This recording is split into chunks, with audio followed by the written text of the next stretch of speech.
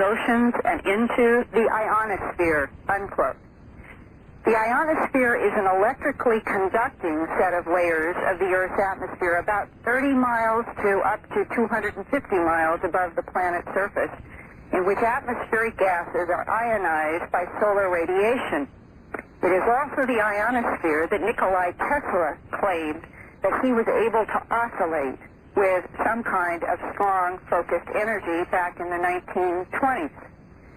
This high-tech military device is called Project HAARP, H-A-A-R-P, High Frequency Active Auroral Research Program. Aurora looks like it refers to aurora, and aurora usually is an electric discharge of ionized gas where over the poles or the polar regions. The cost so far is estimated to be $30 million for a demonstration test scheduled for December 1994, next month, to see if the computers can focus an electromagnetic beam into the ionosphere where the focus is desired. After that, several more millions of dollars are needed to evolve Project HAARP into what has been described as, quote, the most powerful such transmitter on Earth, unquote. What has several civilians in Alaska worry about, though, especially those residents who live in the Gakona, Alaska area where the transmitter has been built, is why they can't get specific answers from anyone about how such a military project was approved and funded with taxpayer dollars without anyone knowing, even those Gakona, Alaska residents who found out a few months ago when the Federal Aviation Administration began advising commercial pilots about how to avoid large amounts of intentional electromagnetic radiation that Project HAARP will generate and beam into the sky. Despite the protests of FAA engineers and Alaska bush pilots and ham radio operators, the final environmental impact statement from the federal government's EPA, Environmental Protection Agency, gave Project HAARP a green light for construction, which began last year and is now completed. It's ready to start experimenting with the ionosphere. But Anchorage resident, ham radio operator, and reporter Claire Zicker, who writes for Earth Island Journal, says communication to submarines might not be the whole story. Okay, here comes a report, folks. But in a congressional budget request, the Senate subcommittee report noted that they wanted to increase the money that they'd fund for HAARP in '96. And the reason was so that they could allow Earth-penetrating tomography over most of the northern hemisphere, in effect turning it into a powerful X-ray machine capable of scanning regions looking for hidden tunnels and stuff like that. Over all of the North American hemisphere? You see how bizarre some of this starts to sound? My Lord, and have you seen this with your own eyes? Yes, I'll send you that too. Well, and you understand that tomography means being able to somehow see underneath the surface of the ground. That's all I mean, that's the only way I relate to that word, right. And what would happen for you and I, lay people, X-raying would be the thing we would relate to that's similar, although I'm sure this isn't radiation rays like a gamma ray. Well, and has any of the congressional discussion on this Project HAARP discussed the impact of these strong electromagnetic focused beams, bounce back or whatever, on biological systems?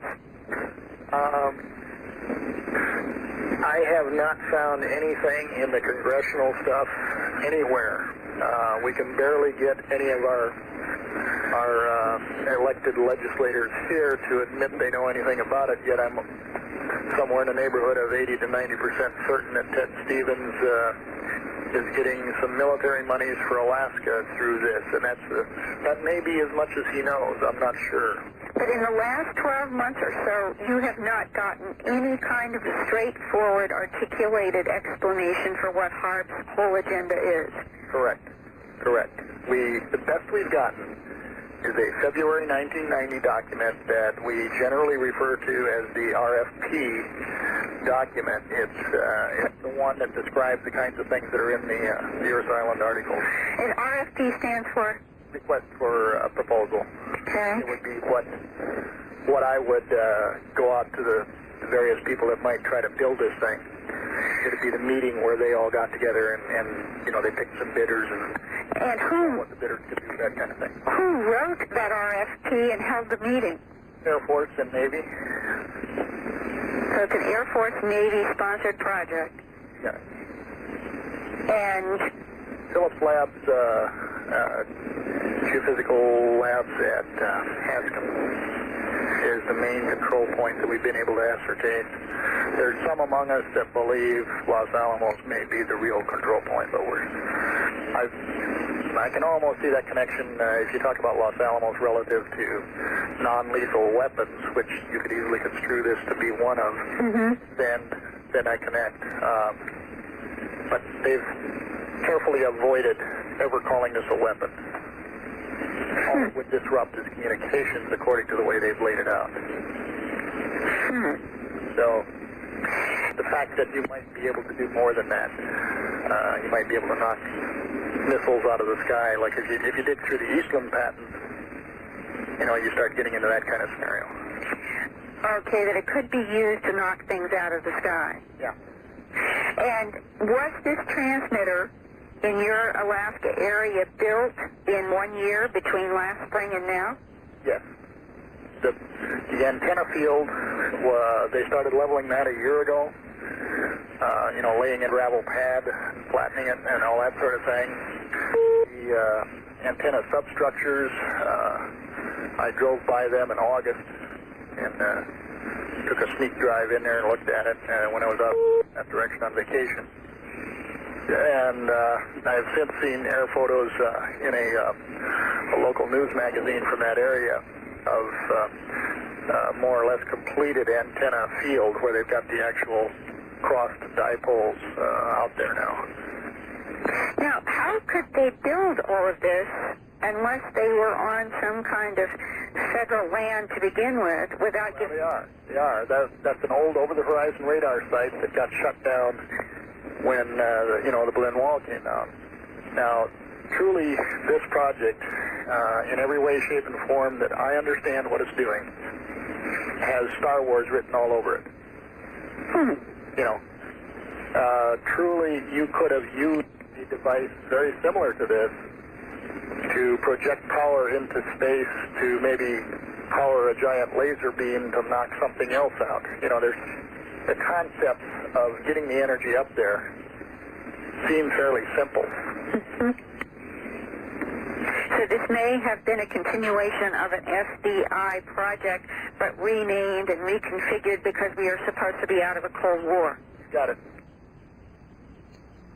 Wow. And Art, as you know, since the Reagan administration in the 1980s, there have long been rumors that the Star Wars program is actually part of some kind of Earth secret war with an off-planet intelligence. That's the question we always have to keep raising. Well, I have two big questions, Linda. One involves, I wonder what frequencies will be emitted by this HARP project, both toward the ionosphere and apparently toward the Earth. This sounds like a dual mission. They said they're going to be looking for hidden tunnels, in effect mapping the underground Earth. That's what I got out of it. Yeah. And then also trying to affect the ionosphere. By manipulating it, oscillating it, and by actually blasting holes in it. Oh, wow. As a ham operator, I'm fascinated, and we will all be listening. And I promise you, Linda, we will be able to give you some input on what frequencies are in use. All right. And also, I think we should also address the issue of wildlife, because what's bothering these people is the same thing that should be bothering all of us who are taxpayers. This enormous project, and it may not be the only one on the surface of the Earth. There may be some other transmitters constructed like this, perhaps to work in concert together, but what the whole overall agenda is not clear. But this HARP site lies 140 miles north of the town of Cordova on Prince William Sound, which is on the northwest tip of Alaska's Wrangell St. Elias National Park. Since ordinary radar is known to be deadly to low-flying birds, HARP's powerful radiation beam could pose a problem for migratory birds because the transmitter stands right in the pathway of what's called the critical Pacific flyway for some of the big birds. In addition, HARP's ability to generate strong magnetic fields could conceivably interfere with the migration of birds, marine life, and Arctic animals that are known to rely on the Earth's magnetic fields to navigate over long distances. As his name is Claire Zicker, who has been writing for Earth Island Journal, said, these are all unknowns, and it may be that nothing will be known until they experiment, but what might be set in motion as a consequence of the experimentation. And one further question, which I'm hoping that listeners will actually write their congressional representatives in whatever state and ask about this Project HARP. Because according to one DOD consultant named Robert Windsor, that even if HARP's beam were to be directed primarily at the ionosphere, people on the ground would still have reason to be concerned.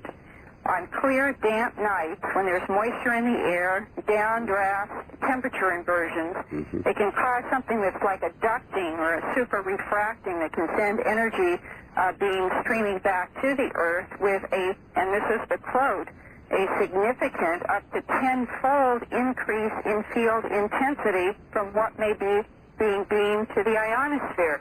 It seems to me that this is an area of many unknowns and nothing has been answered, and people who are living in Alaska who have tried to find out the details have been sort of given a runaround, and this is being paid for by tax dollars. And this is one area where in the United States of America we could at least maybe have a leverage point on where some of our money is going. Let's see if we can put a little pressure on and find out. That's fascinating, Linda, fascinating.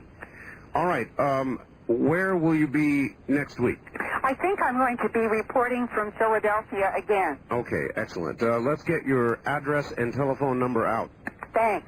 It's Linda Howe at Post Office Box 538 in Huntingdon Valley, Pennsylvania, spelled Hunting, D as in dog, O-N, Huntingdon Valley, Pennsylvania. The zip code is 19006, and I'm going to give out my fax number. It's area code 215-491-9842. And I look forward to correspondence from a Dreamland audience.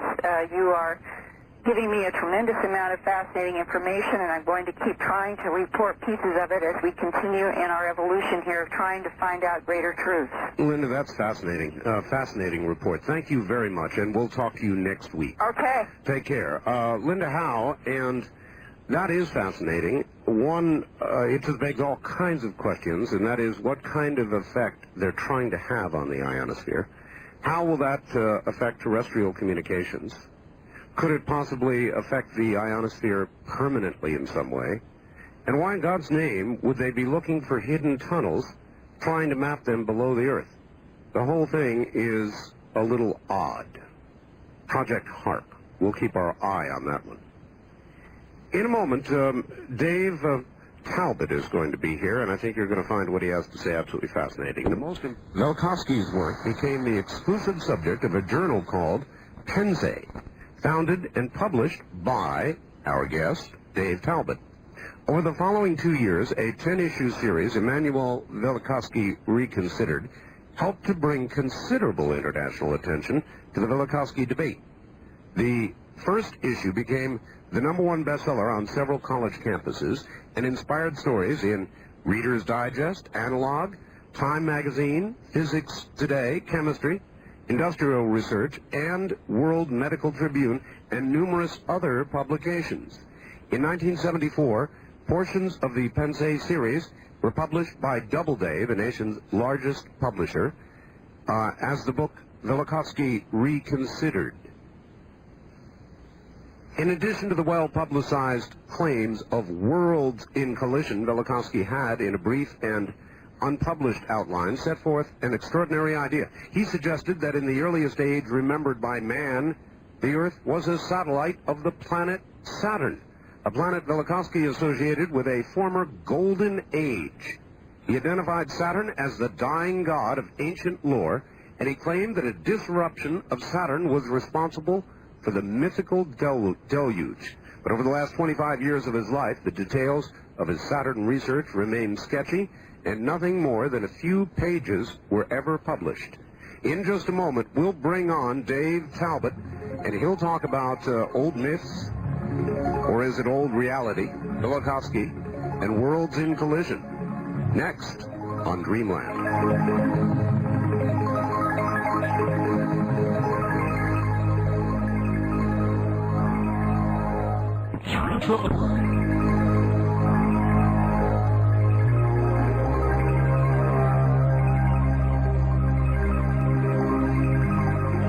This is a pre-recorded, previously broadcast You're hearing program. Dreamland with Art Bell.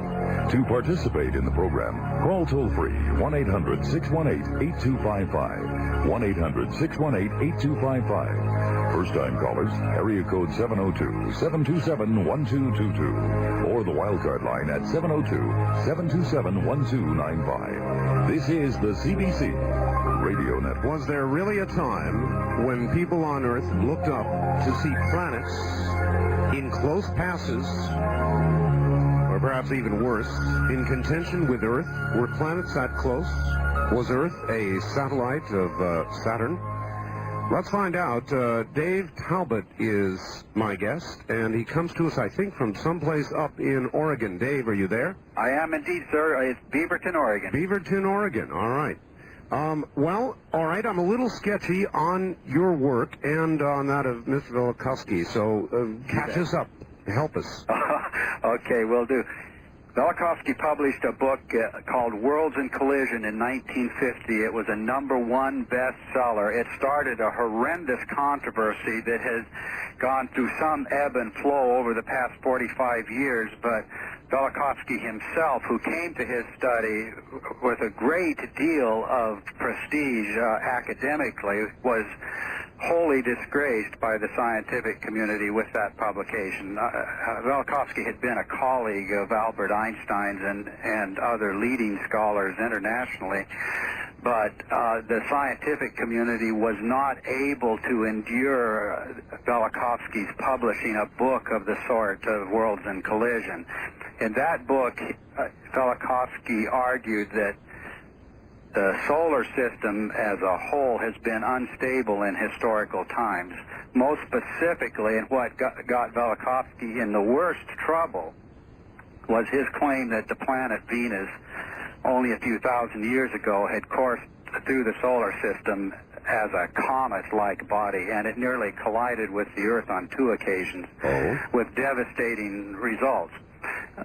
Particularly because Velikovsky used ancient historical sources, astronomical texts and mythological sources. The astronomical community and the scientific community believed that he had lost it, basically. And that was the beginning of a controversy that has continued.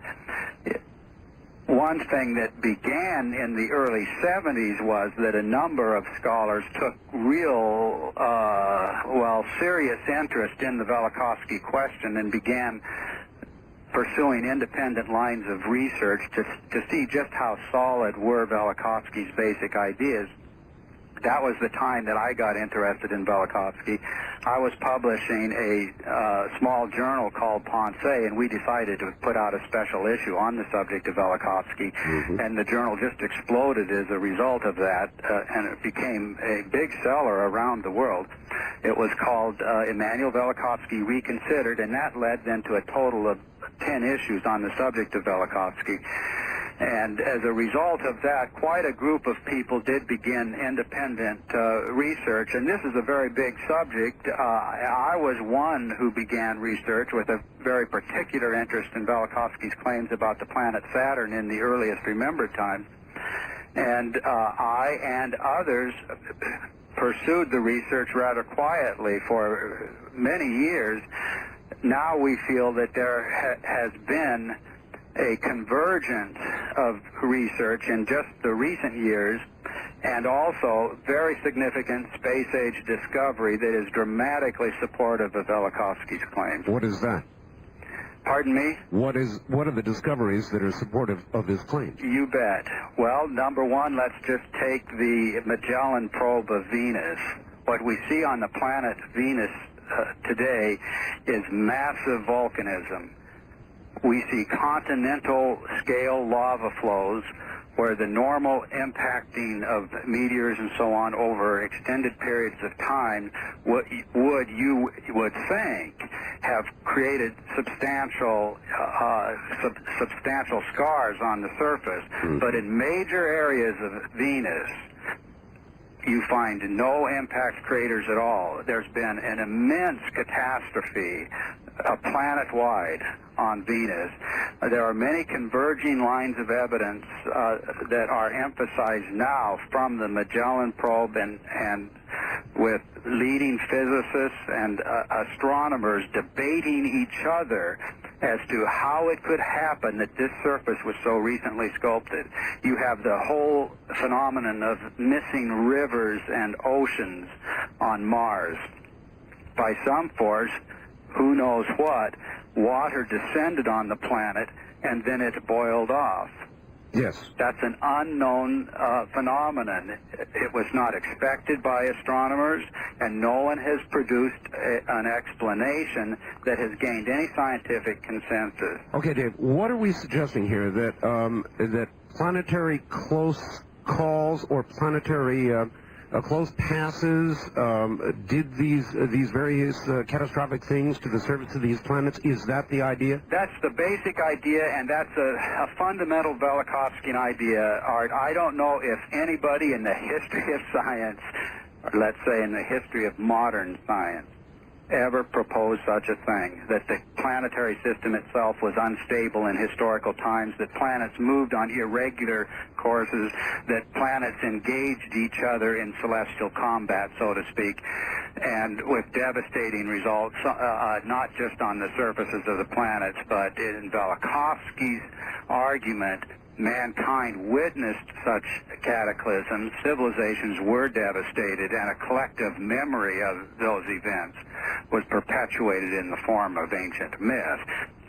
I was about to ask about ancient myth. In other words, a lot of these planets were assigned myths because we had very close encounters with them. They had very large effects on the people on Earth. Is that correct?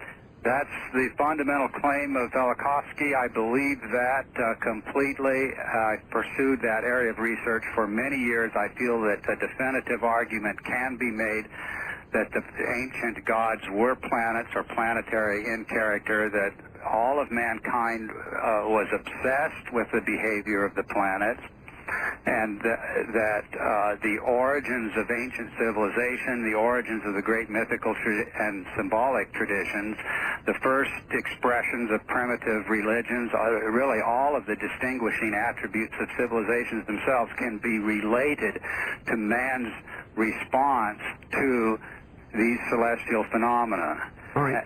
If locally it was so totally disruptive with the orbits perturbing all over the place and close calls or even hits, something had to come along and straighten all that out in view of the present alignment. Well, there is a challenge for anyone working within the Velikovskyan tradition as to how to explain dynamically a transition from a catastrophic solar system to a very peaceful and quiet and very regular solar system. And there are physicists who are working diligently in that area. I have to emphasize, Art, I am not a physicist myself, and I have pretty much focused my own attention on the ancient records, but the question you ask is indeed a very valid question and is being actively discussed now. I do firmly believe, from what I've been able to pick up on these issues theoretically, that the answers are there, that we don't have to go outside of present understanding and so on to come to see how that kind of a transition was made. But the dramatic claim of all of the Velikovskyan researchers is that the solar system was only a few thousand years ago very unstable. Precisely, because that would be the age of that myth. So that was not long ago at all.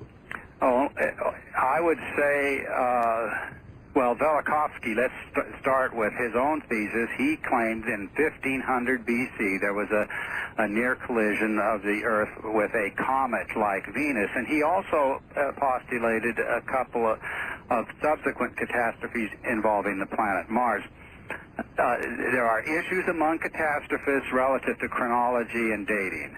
I personally have my doubts about the more recent catastrophes claimed by Velikovsky. I tend to think that the catastrophes with which the ancient mythical traditions are concerned were immediately prehistoric. That means they occurred just prior to the rise of civilization, and the primary activity of the builders of civilization really was a reflection of these events in many, many different ways that we can talk about. All right, let me ask you this. I've had a couple of recent guests on Dreamland who have felt that there is one, perhaps two rogue planets that from time to time return and will come very close to Earth, causing a terrible catastrophe, a reversal, well, if not a reversal, at least a pole change in which we would move, the pole would move several degrees,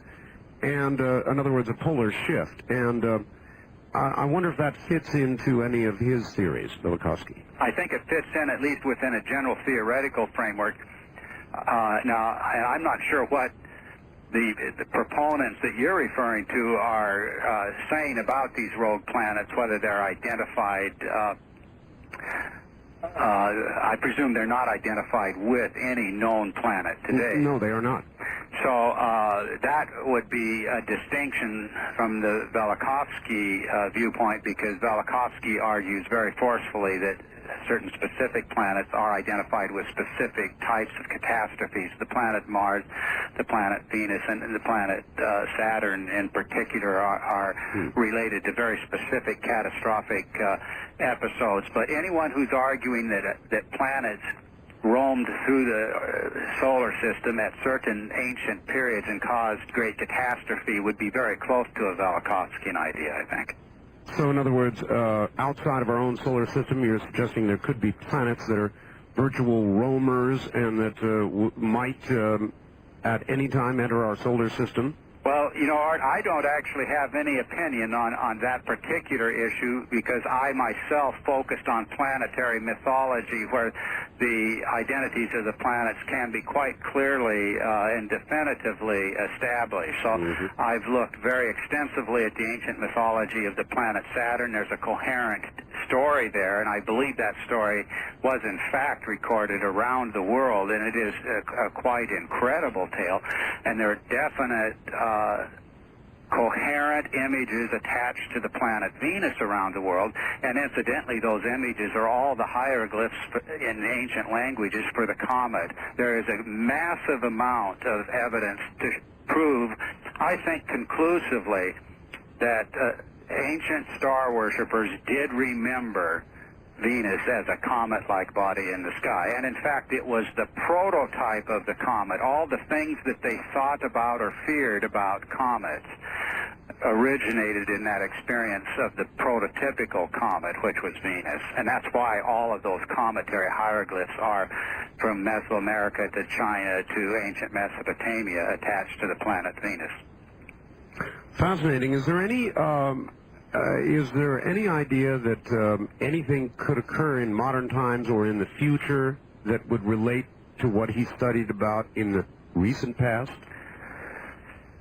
Well, I myself, again, do not feel in a position to express an opinion on that. I guess what I'm saying is, if things were recently unstable and are even more recently stable, then why shouldn't we believe they could again be unstable from whatever it is that stabilized us? You bet. And it certainly suggests that the question is reasonable. It's only natural for people to ask that question. Mm-hmm. When the comet Shoemaker-Levy plows into Jupiter, everybody is asking that question. Mm-hmm. Could it happen here? And I think it's important for one to know that something of a cometary or cometary catastrophe sort did occur in the not-so-distant past, and that makes that question, could it happen here, much, much more interesting. Also, I've not met anybody yet who could answer this for me, but I'll try you. Shoemaker-Levy 9, if instead of coming as it did, Shoemaker-Levy 9 had been dead on course for Earth, could we have stopped it? Boy, we would need a physicist on this program to answer that. Art, my intuition says no. Mm-hmm. But I might just hasten to add, there are a number of people very close to the Velikovsky movement. I'll give an example. Dr. Victor Klub, Dean of the Department of Astrophysics at Oxford University, who has... Well, Dr. Klub himself has argued that only a few thousand years ago major cometary catastrophes did affect the Earth, and he is arguing for a mobilization of international resources to find the means to fend off that kind of an intruder. Yes, indeed.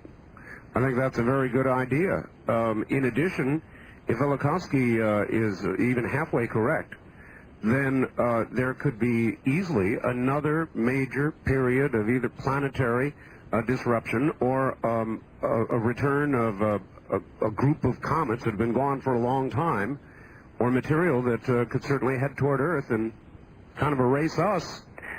You bet. I get asked that question a lot, and I guess I would have to say my personal feeling is one of some confidence that this is not imminent. I tend not to be a doomsday philosopher, but it's impossible to deny that events happening not all that long ago exactly seem logically capable of happening again, and we have no way of saying.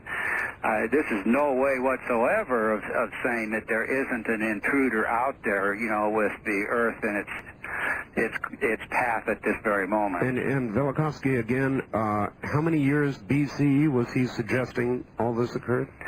Well, the great Venus catastrophe, he argued in Worlds in Collision, occurred around 1500 BC. 1500 BC. Yeah. Interesting. It's hard to imagine that any celestial event of that sort would be a one-time affair. That would have occurred that recently, then stabilized, and without the possibility of recurrence. Well, I don't know how you would go from a very stable planetary system to the type of unstable planetary motions that are indicated several thousand years ago. Well, to what does Velikovsky attribute the instability that he talks about not that long ago? Okay, well, here's the problem when you're approaching something from a historical vantage point like this. It's one thing to say, now, look, everybody, we have a great deal of evidence available to us. This is evidence in the ground. It's ancient sources and texts. It's a consistent message from many diverse cultures. In no way were the claims of one culture being prompted by another culture on the other side of the world, but they're giving us the same message about planetary catastrophe. Now, it's one thing to begin assimilating that evidence and to see that there's a coherent message there, and to say, well, we have to begin dealing with the fact that there is a coherent message here. They are talking about an overwhelming catastrophe, and they are assigning to Venus the cause of this catastrophe as a comet-like body of a very terrifying sort. That's an absolutely terrifying thought. Dave, hold on just one moment. My guest is Dave Talbot. We'll get right back to him. Many of you... For this episode of cometary catastrophes and so on, that evidence doesn't answer the physics question. Therefore, it takes more than just those of us who are sifting through the historical material and so on to answer the questions. I have found that this has evolved into a lifelong research just to collate the various mythical traditions and to draw dependable conclusions from those. And I do believe you can do that, but it takes a great deal of work. The conclusions are really quite extraordinary, and they're quite profound, and I think they can even be convincing, Art, if we simply take the time to examine these themes one at a time. All right, well, let us do that. What about right here on Earth? I mean, the dinosaurs were, now they are not. Does Velikovsky have an explanation for the dinosaurs' exit? He doesn't have a specific explanation for the dinosaurs' exit, because that was, of course, a considerable time prior to the Venus catastrophe and the Mars catastrophe episodes. But he argued in Earth in Upheaval that there have been major catastrophes going far, far back in time, and the extinction of the dinosaurs now said to have involved a catastrophic event is very Velikovskyan in sound. It certainly is. All right, Dave, hold on. We're at the top of the hour. We're going to break for news. We'll be right back. Dave Talbot is my guest. Velikovsky reconsidered right here tonight. Good morning, everybody. Good morning. That's my regular syndicated show speaking out. Good evening, everybody. This is Dreamland, and I'm Art Bell.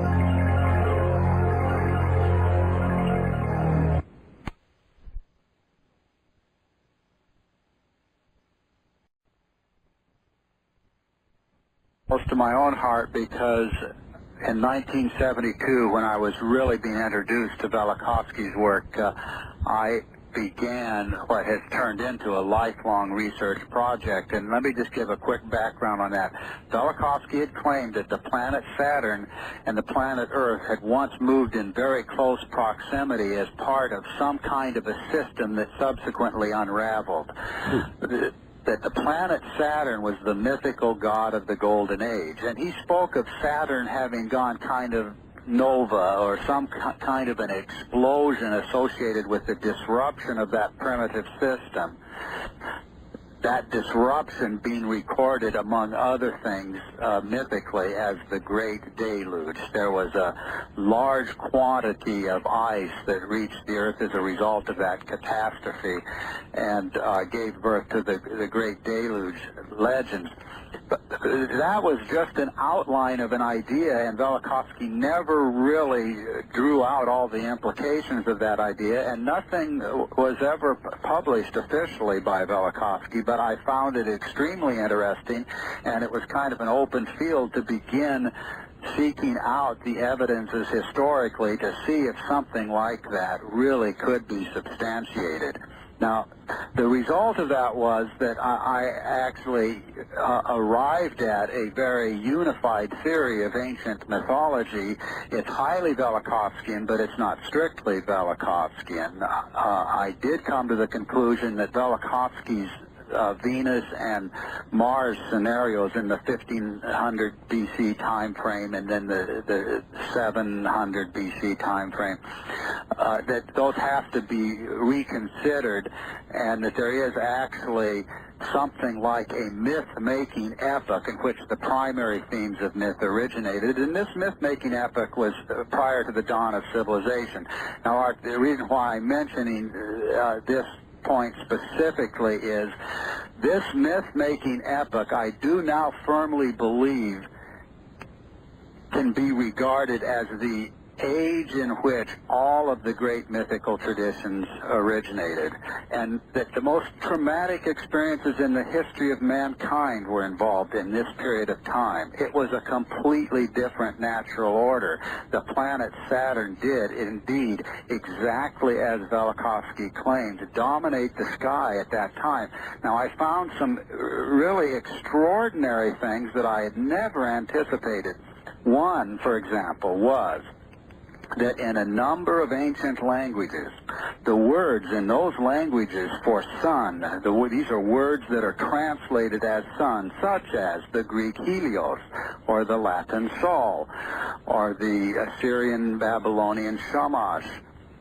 Those words for sun were the names of the planet Saturn in those ancient languages. Now, that is an extraordinary idea that just makes absolutely no sense. Now, but sense can be made of that if you allow a completely different interpretation to come in. Now, I eventually realized that the ancient sun gods that are at the center of many of the primitive rituals and so on at the beginning of civilization, those sun gods were the planet Saturn. And you cannot understand the story of those gods, such as the ancient Egyptian Atum Ra. You cannot comprehend those stories in terms of anything familiar to us today, and in terms of anything we see in the sky today. The planets were the gods. The planet Saturn reigns in the beginning as the preeminent monarch celestially, the universal monarch, the ancient sun god. And there was, at that time, a spectacular configuration of planets in the sky. It stretched across the whole polar region of the sky.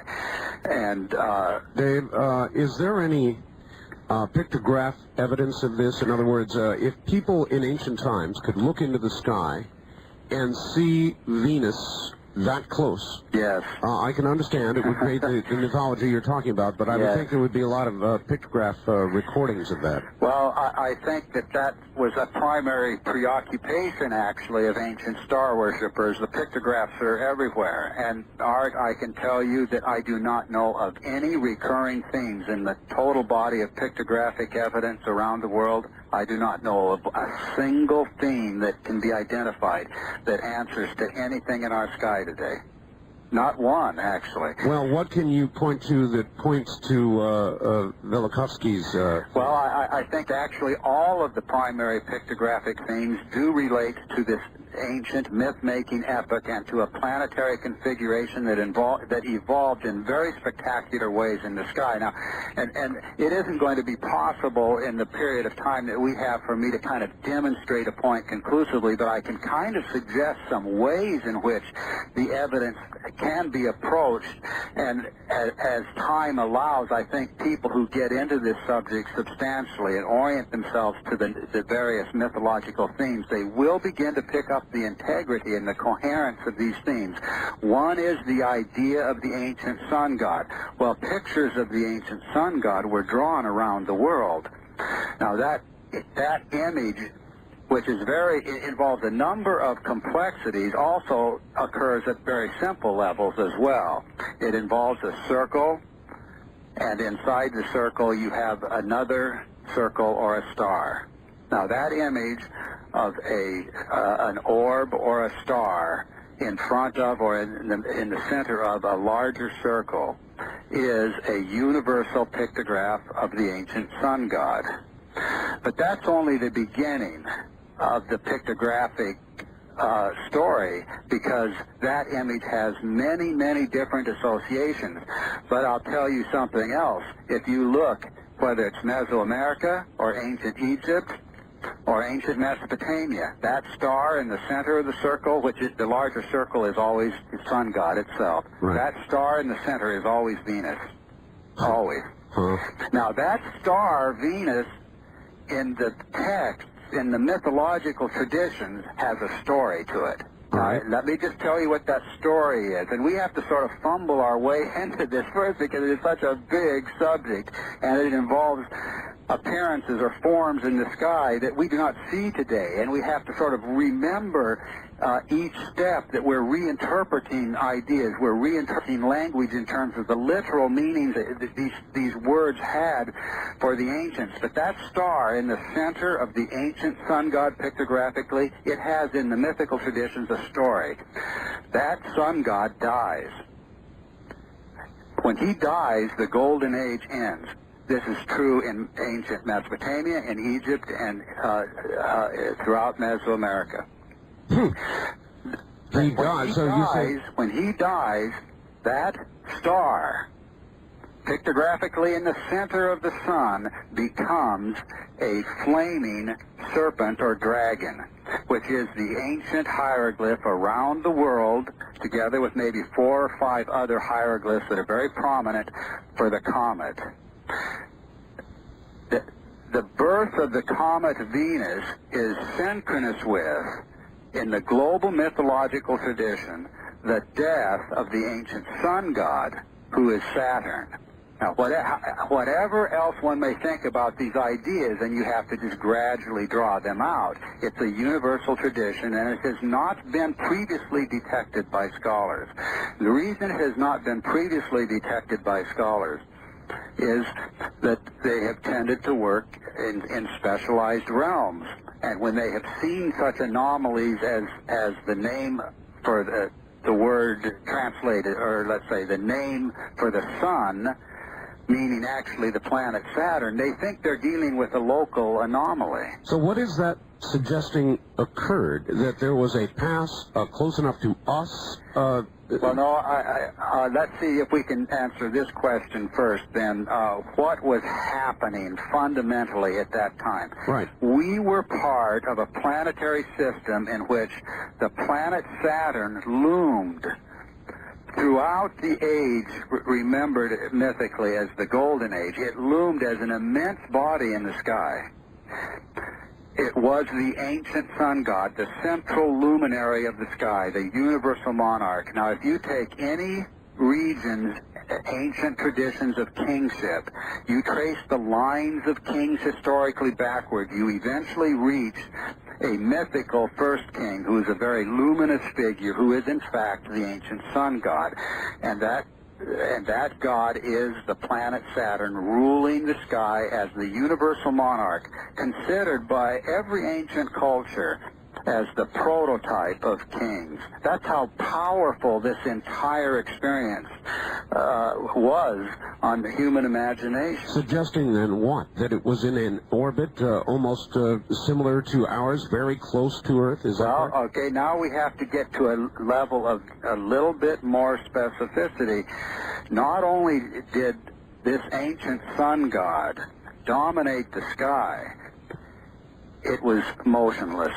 It did not move. Now, as bizarre as it may seem, it does not matter which ancient culture you go to. That culture will place the ancient sun god at the stationary center of the sky. It is the pivot of the celestial revolutions. That means there is only one place in the sky that it could have occupied, and that's the North Celestial Pole.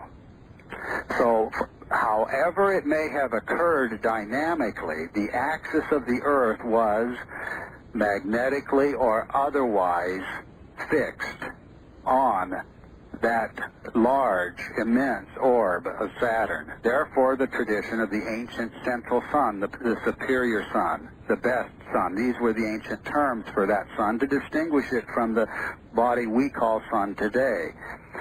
And that body in the sky has a very specific history, and it can be reconstructed down to highly specific forms recorded around the world, these forms behaving in very specific ways.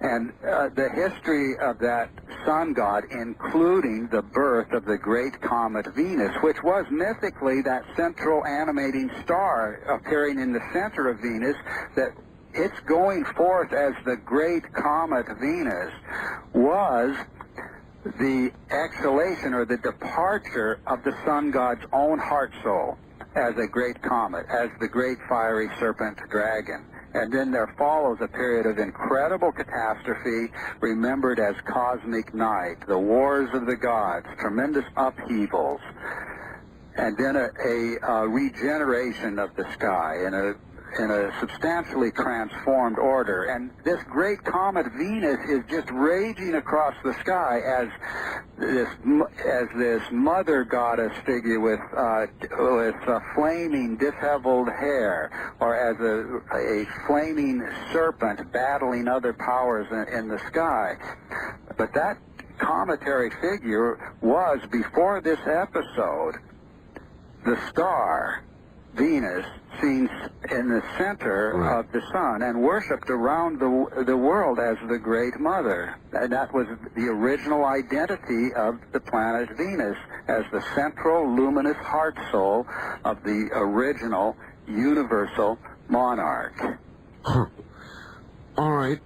If that was the order of things, is there any suggestion what mixed up the order of things, turned it into a comet, realigned everything? Is there any suggestion in Velikovsky about? Well, now, I have to first hasten to add, this reconstruction of a Saturn thesis and so on is Velikovskyan at its inception. The work started under an inspiration provided by Velikovsky. Velikovsky never said that the ancient sun gods were the planet Saturn. So this is... that was my own research, Dave but it Talbot. is very well substantiated. And the idea of the central sun, in fact, has been noted by comparative mythologists on many occasions, but they've noted it without explanation. And when they've noted it, they have not also noted that that figure involves a name that was the name of the planet Saturn. So I did take the research significantly beyond Velikovsky's seminal work, and it began then a lifelong study of what I regard as the myth-making epoch, a discrete period before the birth of civilization in which man experienced extremely catastrophic events. They were the most traumatic experiences ever for mankind, I believe, and at the same time experienced celestial happenings and celestial events that were incredibly beautiful. And there was a yearning to return, for example, to Saturn's paradisal age, the yearning for paradise, the yearning for the golden age of Saturn. Remember that when Saturn is said to have ruled the world, that was an epoch of cosmic harmony.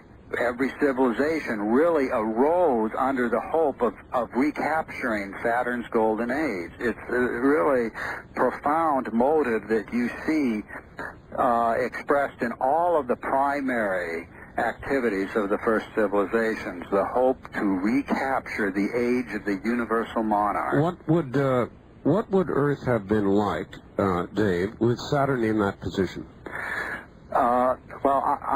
I'm not able to address myself the dynamic issues or the meteorological issues from any scientific vantage point. I can only talk about the apparent scenes of a collective recollection. Now, the recollection is it was an age before seasons. It was an age before cosmic cycles. There was no clear distinction of day and night. So I have supposed that we were part of a primitive planetary system in which we were moving through some diffuse gaseous envelope, perhaps extending out from Saturn, and so that we were not experiencing the normal cosmic cycle. There was more of a greenhouse effect, perhaps, and that general diffusion of light tended to subdue the normal clear distinctions between day and night. But in a subsequent period, that idyllic setting on planet Earth is ruptured.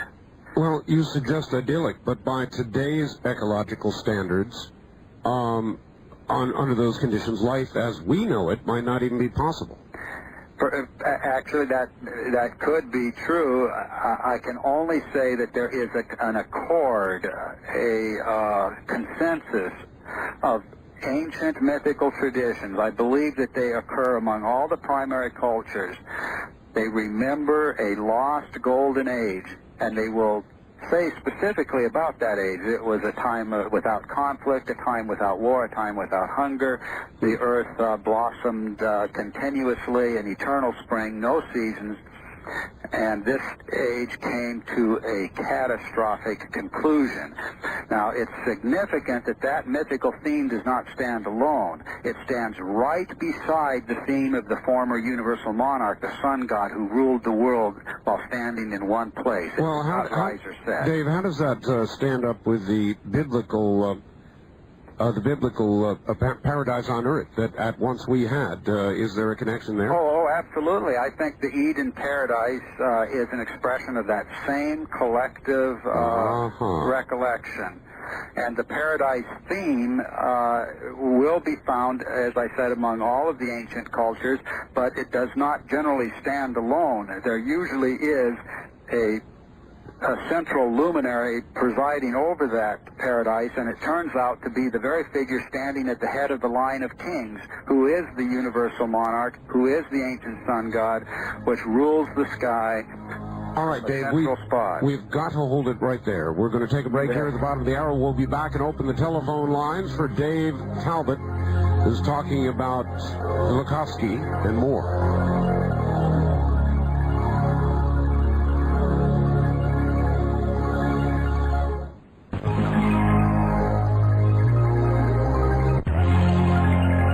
Kingdom of Nine.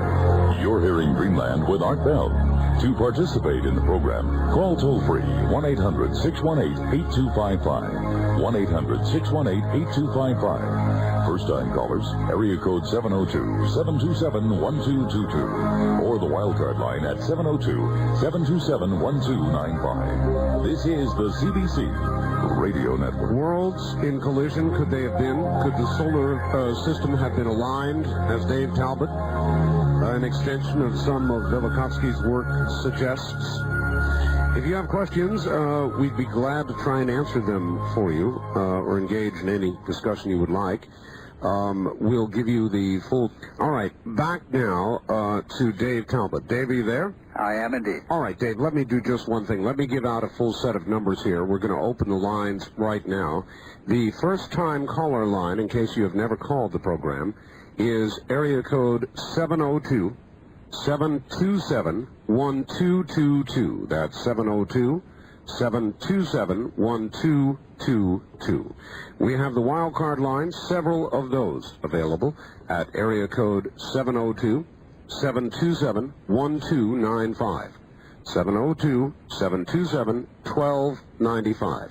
And finally, for everybody east or west of the Rockies, toll-free, it's 1-800-618-8255.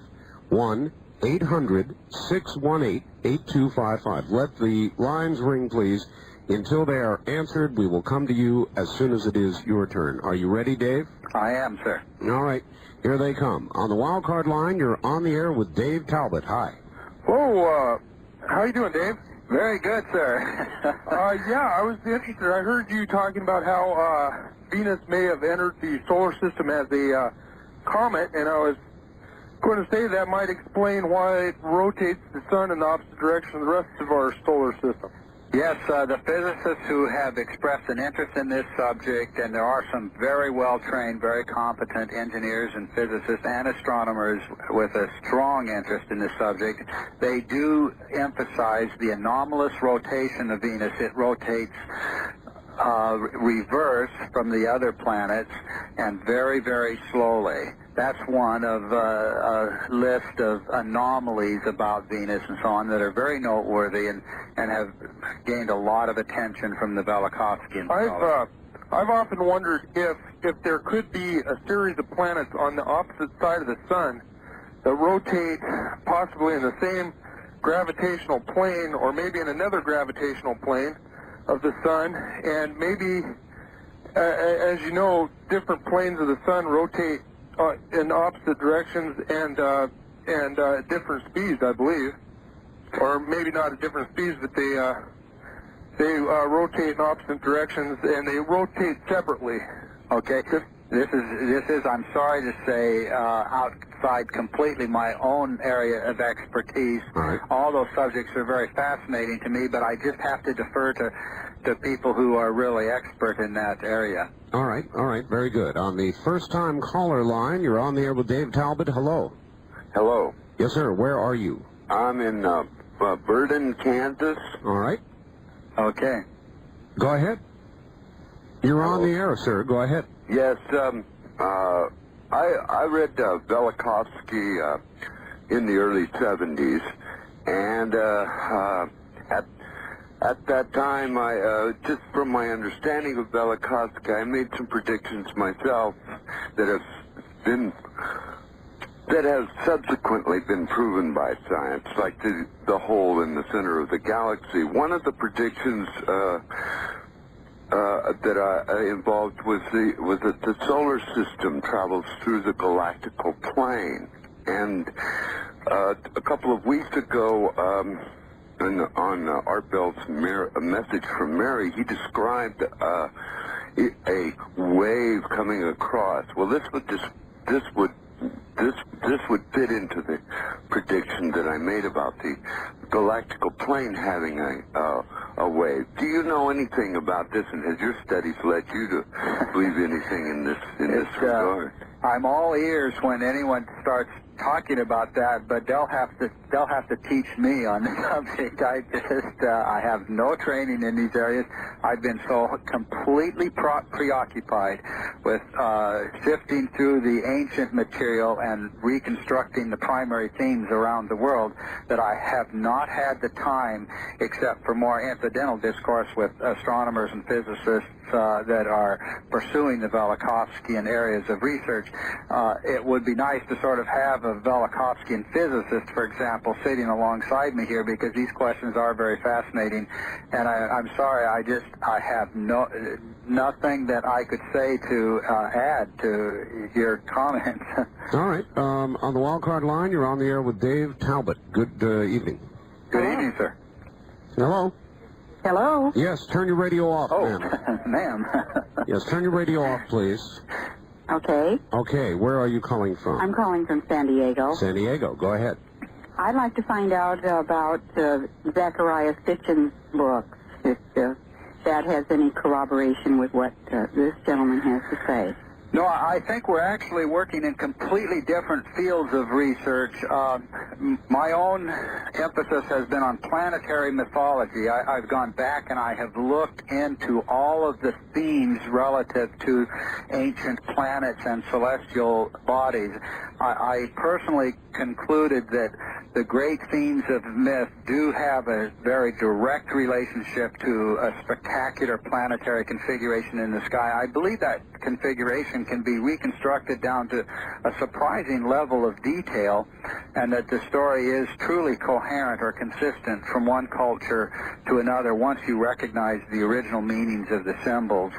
And this is all very literal. They drew pictures and they told stories about great celestial forms. The character of these forms can be identified from a study of the languages themselves, and that you can see there's a coherent story there. It's just that we've tried to interpret that story by reference to our sky today, and none of the story, or none of the aspects of the story make any sense in reference to our sky today. Now, Sitchin is really coming from a completely different vantage point, and I really don't have an opinion other than this. I do feel that his approach to Mesopotamian gods that I did observe in and I cannot recall the name of this particular book, I did feel that he was not representing the context in which those figures are actually presented in historical sources. He was not representing those contexts properly, but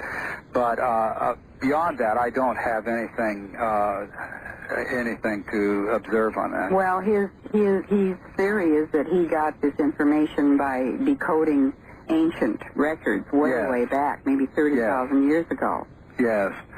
And so that's why I wondered if you had read about that or knew about that. No, again, that's really outside my bailiwick, too. Okay. On the toll-free line, you're on the air with Dave Talbot. Good evening. This is Fritz from Phoenix. Hello there. Dave, have you ever given thought how Velikovsky came up with his writing system here with Venus? Perhaps he was focused on by some outside intelligence. What do you think?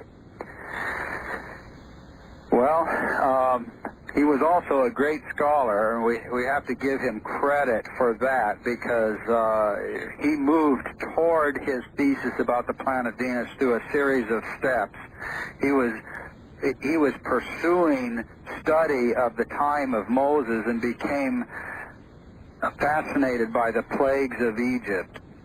And he concluded that there was a great natural event that occurred and could explain those plagues, and he began to look deeper, began to notice parallels in other lands, began to realize that there is a body in the sky. That's all fine. Well, Dave, what the caller is asking is whether there is some a suggestion or any suggestion in his work that extraterrestrials influenced it. Is that right, Fritz? Yes. All right. No, I think actually there is, to the contrary, evidence that he worked through a systematic set of findings to draw his conclusions. So the answer is no? I really don't think so. All right. On the wild card line, you're on the air with Dave Talbot. Hello.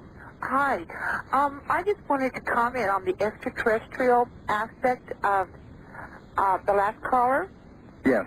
That Semyasi, in the Billy Meyer contact in Switzerland, talked about a great event that occurred where basically the magnetic fields of our solar system were disrupted, and there was all the planets changed position.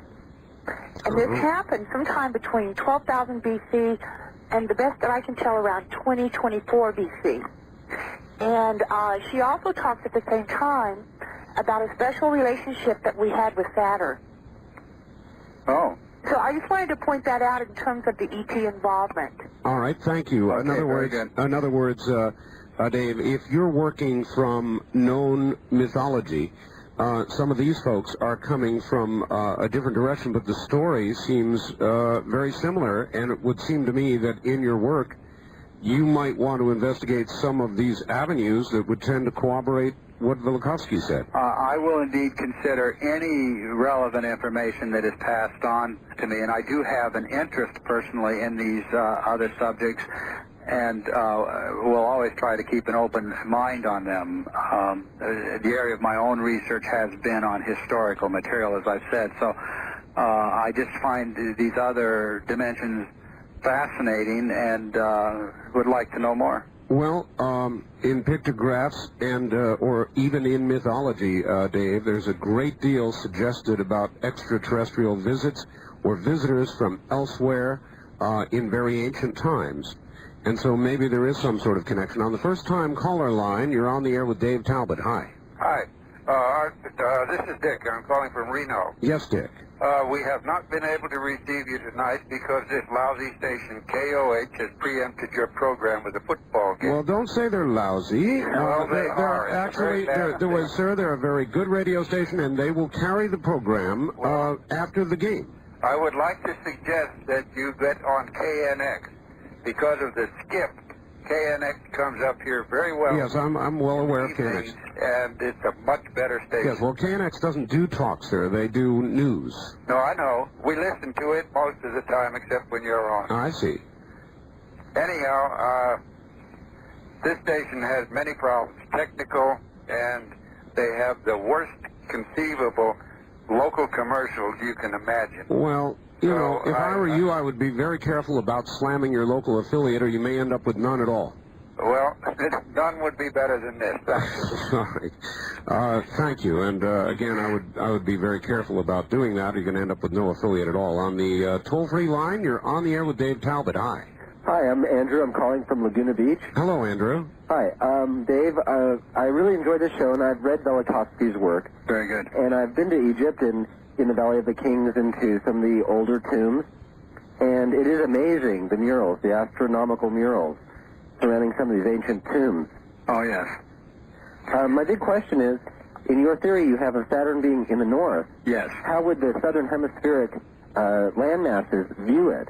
Well, they wouldn't actually, and it is interesting that the traditions nevertheless seem to be present. For example, there is the myth of the stationary sun among the Inca. Now, one of the great experts on Mesoamerican and South American mythology, Zelia Nuttall, noticed that that myth was really the myth of the polar sun god, but it must have been carried down south of the equator and so on by migration over time. You even see the same indications of myths of the central sun and so on, and associations with the axis and pivot of the turning sky among the Aborigines of Australia. There's a great deal of evidence to suggest that what was seen in the northern hemisphere and gave birth to these legends did disperse around the world. And it would be so big, it would be visible to the north, even from the southern hemisphere country. No, I'm saying that they wouldn't have seen it from the southern hemisphere. The accounts, the mythology, the symbolism would have originated in that hemisphere where it was visible, but there was apparently substantial migration southward of those images and symbols. For example, at Cusco, I think in Peru, the temple to the former superior sun god has an opening to the north, which was noted by Zelia Nuttall in her pioneering work on the origins of civilization, and she claimed that myth of the former polar luminary was carried southward. In other words, the myth originated in the northern hemisphere. That's very interesting. This is why we have such extraordinary parallels in the myths of this ancient sun god, the cultural hero, and so on, from Alaska to Peru.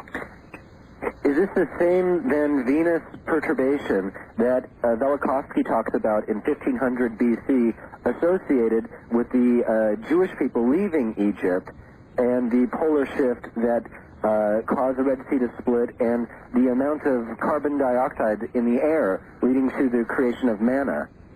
Carbon, what he considered to be a reaction between lightning and the carbon in the sky. Could you elaborate? Well, let's just talk about Velikovsky's idea, and I really have to, for Velikovsky's sake, distinguish certain things that I've talked about from his work.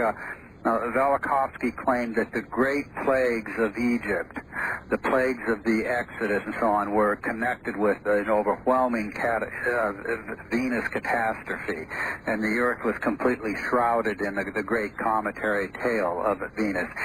He claimed that out of that gaseous envelope, there was a congealing of hydrocarbons, or carbohydrates, I should say, of an edible sort, and that material descending on the Earth was the source of manna in the Exodus account. And directly associated with Moses and the migration through the desert. Yes, and he claimed that there was an event remembered as the parting of the Red Sea that was caused by the tidal forces of Venus, and the plagues of Egypt, the great wind and the earthquake and so on, and perhaps even the descent of vermin were related to this Venus cometary catastrophe.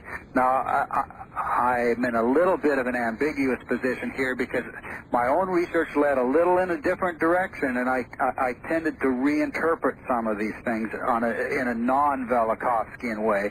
Well, Velikovskyan in the fundamental sense, but not Velikovskyan in the specific sense that he was interpreting those stories. So I think out of respect for Velikovsky, we need to acknowledge that it was he who claimed that manna had descended from a in other words, what you're saying cometary tail. All right. What you're saying is you don't buy that, and that's where you differ with him. Is that about right? Yeah, I've not been convinced of that. Let's put it this way. All right. Very good. Well, we don't have to tiptoe around things, Dave. Okay. And I'll avoid that. Okay. On the wild card line, you're on the air with Dave Talbot. Hello. Hello there. No, you're not. On the second wildcard line, you're on the air with Dave Talbot. Good evening. Hello there. Hello. Yes, hello. Yes, I have, pardon? Go ahead. Well, I have over 700 replies from an ad in the newspaper. For what? And, pardon? For what? Could you hold on just a second? No. Goodbye. On the first-time caller line, you're on the air with Dave Talbot. Good evening. Hello there. Hello. Yes, you're on the air. Turn your radio off. I have done that. Okay, good. Where are you calling from? From Phoenix. From Phoenix. All right, go ahead. My question is, if Velikovsky was such a renowned scholar before he published this work, what happened that the tables turned that he was then vilified for not being a good scholar? How did it not get turned around that people took the work more seriously rather than degrading the scientist? That's a good question. What vilified him, Dave? Well, he claimed certain things that the scientific community as a whole felt were completely incredible. And they would never believe that only a few thousand years ago planets were moving on such erratic courses. They would never believe that ancient mythology, a completely discredited source, could provide you a level of evidence on which you could challenge the foundations of modern science. Science has always assumed, in considering the planets, that those bodies have moved on the same courses for many, many millions of years. Well, and entire schools of science have actually been founded on those premises. Yes, well, it would seem to me to support the biblical version of things, Dave, is... Yes. And you do agree with that. Now, as you know, the Bible claims that creation is not very old, that things were very different, not very long ago, cosmically, just a few thousand years, and this would tend to support that. Isn't that correct? Well, I don't think Velikovsky believed that he was supporting that kind of literal interpretation of the Old Testament and so on. Well, whether or not he thought it, did think that they thought that that's what Velikovsky was doing, and in a sense he was throwing his weight behind those kind of literal interpretations of the Old Testament. All right. On that note, we've got to pause. Top of the hour. You're listening to Dreamland from the High Desert. I'm Art Bell.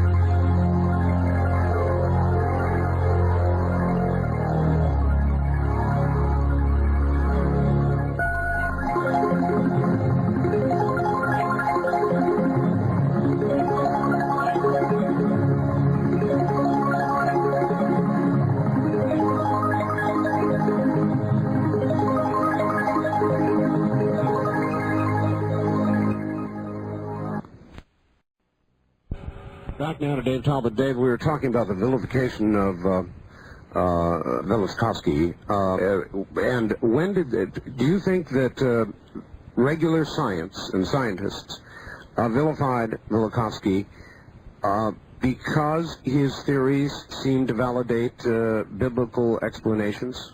I do think that was one of the reasons, and they said so explicitly. I think there were other reasons as well. I think every leading scientist of the day was entrenched in a work that had existed by inertia for many, many decades, and life's work was invested in those theoretical frameworks. Textbooks were written, classes were taught with these theoretical frameworks leading the way. Velikovsky was proposing to remove the rug entirely, and they just felt that was completely untenable, and it was just too preposterous to even take the time to read. So the denunciations of Velikovsky generally were written by scientists who had not even read his book. That's how horrendous that controversy really was. All right. There's a lot of it going on today, too. On the toll-free line, you're on the air with Dave Talbot. Good evening. Hello, good evening. This is Eugene speaking from SoCal, Northern California. Yes, sir. I had a question concerning Velikovsky's theory of reverse polarity. Did he allege it was caused by a large body moving close to the Earth?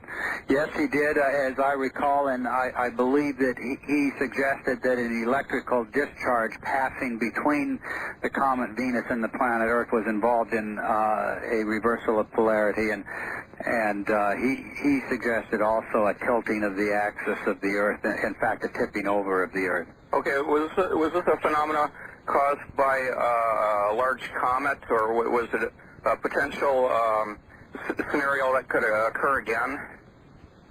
Did he predict it may occur I guess again? as Art himself was emphasizing, if it happened once, why couldn't it happen again? I don't have any reason to say that it will happen again, but I couldn't say that it never will. Okay, I had one other question that's sort of related. There was an abduction in Pascagoula, Mississippi on October the 11th, 1973. I don't hear much about that abduction. Was it, did they find it was fraudulent? Or okay, well, that would be out of the scope of my my guess, right, Dave? Or do you have something? No, I would not have anything I could say on that. All right. A large electrical discharge that caused a reversal of the poles. Well, the Earth, according to Velikovsky, on a very close passage of the comet Venus, was seriously disturbed on its axis. The axis tilted and perhaps turned over. And Velikovsky also suggests that the direction of the Earth's rotation has changed more than once as a result of cosmic catastrophes, that the sun once rose in the west. Well, I have said it before, and I will say it again. If all this occurred in the very recent past, cosmically, then there's every reason to believe that it could easily occur again, and that would coincide with some of the predictions made by Nostradamus and others about what's going to occur around the year 2000. I'm sure you don't want to touch that with a 10-foot pole. There are a lot of doomsday predictions. Now, I'm not a doomsdayer myself. I understand. It's just that what you're saying fits into it very easily for me. But I should hasten to add that much of the doomsday psychology is rooted in the past. It's rooted in a collective memory of overwhelming catastrophe. And generally, as the calendar reaches round the numbers... Yeah, but Dave, that bolsters that idea. I know exactly what you're saying, and I'm not going to dispute the theoretical possibility of catastrophes happening again. And I think we just have to leave it as an open question. We do not know of anything at this moment, such as a cometary intruder. But what did happen in the past certainly could happen again. That's right. All right. On the toll-free line, you're on the air with Dave Talbot. Hi. Yeah, I'd like to ask your guest if he knows anything about Bode's Law. About what? Bode's Law. Well, it's a subject of rather continuous discussion among the physicists and so on involved in the Velikovskian issue, but I would not be able to address it myself. And incidentally, Art, if it's okay with you and at the appropriate juncture, I should mention this symposium coming up in just a few days. It's an international symposium in the Portland area with scholars from around the world, and it will include people who can address Bode's Law and other major dynamic issues raised by Velikovsky's work. All right. Dr. Victor Klub will be present. He's the head of the Department of Astrophysics at Oxford University. The very well-known astronomer Tom Van Flandern, the anthropologist, head of the Department of Anthropology at Drew University, Roger Westcott, former president of the American Linguistics Association, a leading classicist with an excellent reputation around the world, a professor of classics at Bard College, Bill Mullen, will be present. Dr. Vine Deloria, perhaps the most popular Native American writer in the country. And the theme? And the theme is Velikovsky, Ancient Myth, and Modern Science. Now, what I am able to bring to this discussion is the ancient mythology. What really rounds out a discussion such as this is having a physicist, an engineer, an astronomer, a geologist, an archaeologist, an anthropologist, a mythologist, and a historian all sitting together and comparing notes, because it has really happened that over the past 20 years, some real leaders in the scholarly community, coming from many different types of education and training, are drawing converging conclusions that are supportive of Velikovsky. This is a breakthrough, kind of international event happening in the Portland area the 25th to 27th of November. And Art, because of the calendar, and this is so imminent at the moment, if it's appropriate, I'd like to give a phone number. Particularly people on the West Coast, I think they can find a way to get here for that event and have an interest in the Velikovsky subject. All right, go ahead and give the phone number. It's 503-643-5863, and please call between 10 o'clock in the morning and 4 o'clock in the afternoon, and we'll give you full details on the symposium. All right, area code 503-643-5863.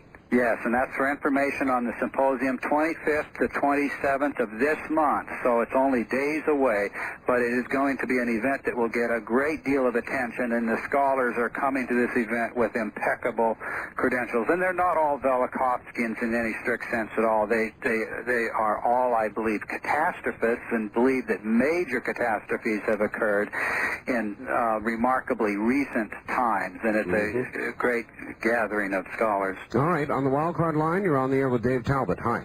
Hi, Art and Dave. This is Al from Joshua Tree, California. Yes, sir. Yes. And I'd like to ask Dave a question. In your research, Dave, were you able to find that the mythology of all religions today came from astronomy, astrology, and also the 12 signs of the zodiac?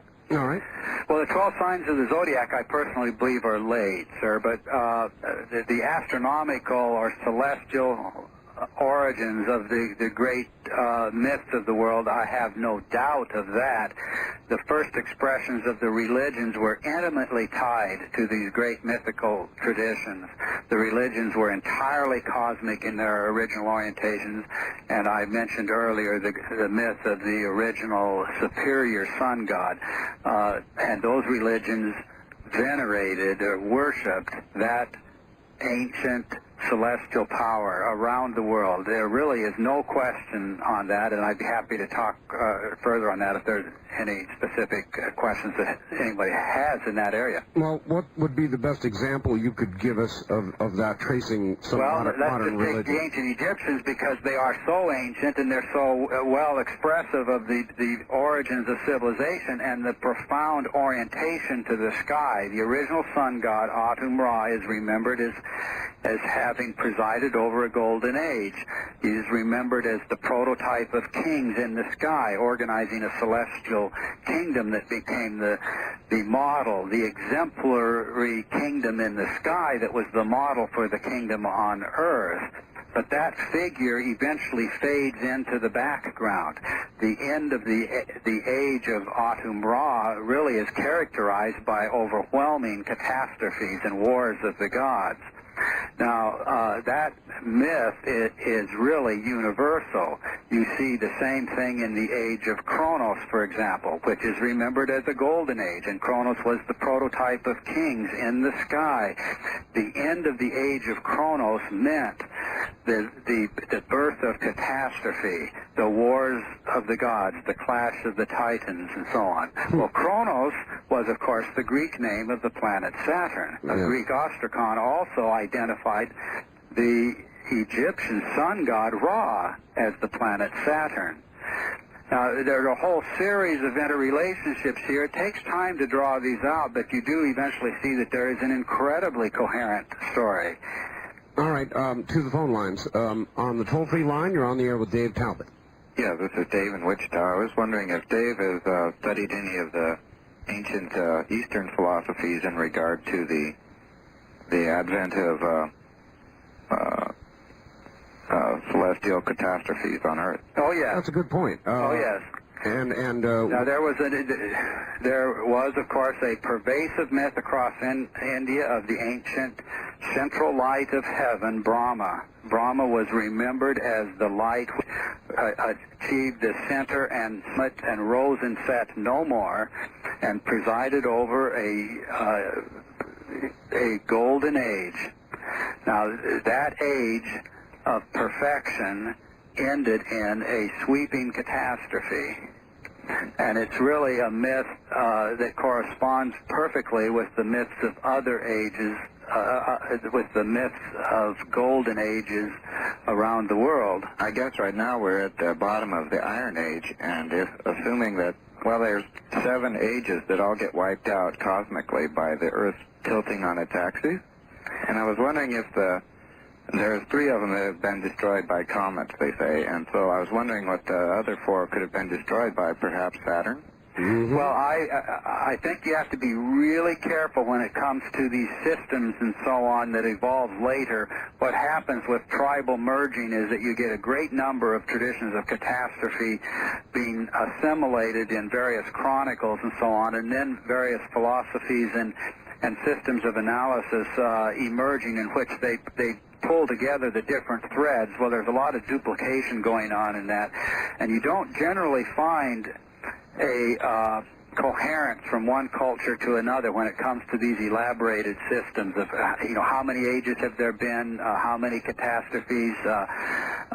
Yes, but should there not be, David, aside from the cultural differences and the perspectives, the stories or the mythology should be very similar?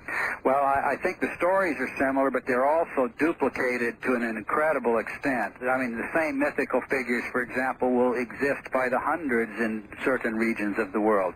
You see, there's an ancient mythical figure that I would call the warrior hero, for example. He can be identified through systematic analysis as having been originally inspired by the behavior of the planet Mars. Now, that figure, the warrior hero, emerges in later times as a kind of trickster figure that just populates mythology by the thousands. And that's because every ancient tribe remembered this figure. This figure was very active. He is always a consort of the mother goddess who turns out on analysis to have been the planet Venus. But what did that mean? I mean, these aspects of the story require quite fine analysis, but that there was a figure remembered by all of these ancient tribes as the great ancestral warrior hero is really significant.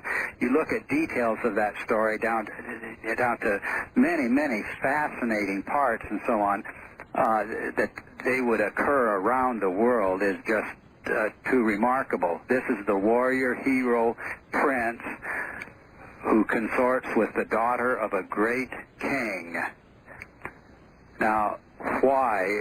Where did such a story come from? Well, I believe you can actually answer that by going to the earliest expressions of those myths. And you see that the myths originated in a spectacular celestial epoch, an epoch of celestial figures behaving in very specific ways. The planet Saturn is at the heart of that story. The planet Venus is intimately involved in that story, as I suggested earlier. And the planet Mars is, in fact, the most active figure of all, and which is why he populates the mythscape so dominantly in later times. All right. On the toll-free line, you're on the air with Dave Talbot. Good evening.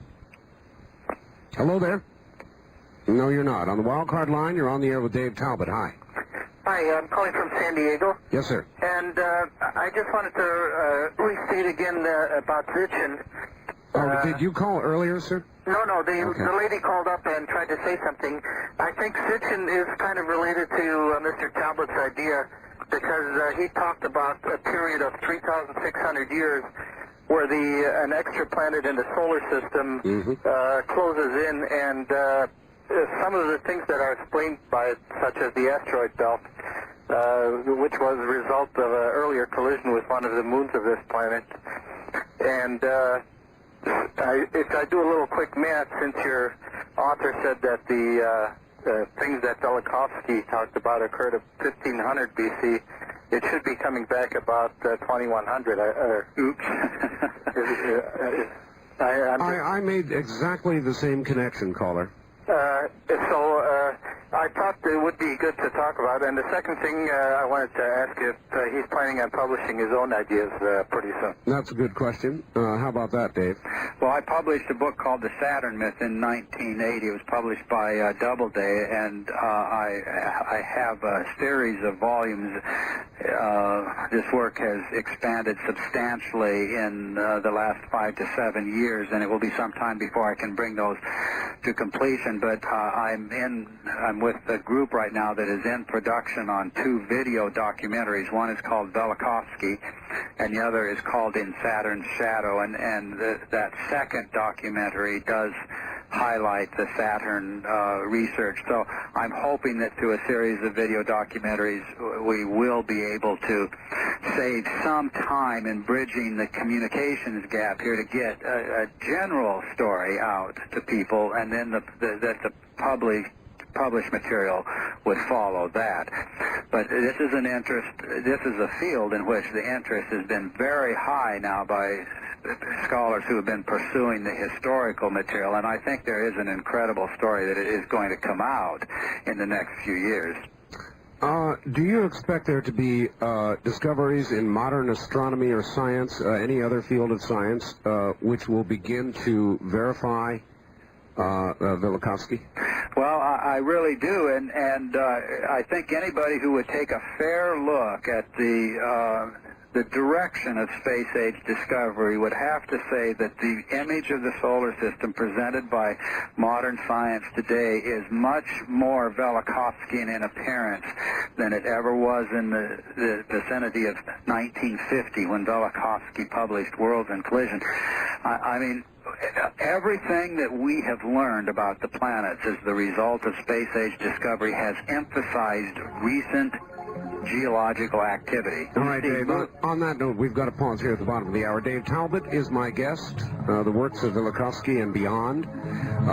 Less than 2.5, or just about 2.5 hours now to order the newsletter. The inaugural edition. After that, the chance gone. The number is 1-800-917-4278. Visa MasterCard only. Visa MasterCard only. $29.95 a year at 1-800-917-4278.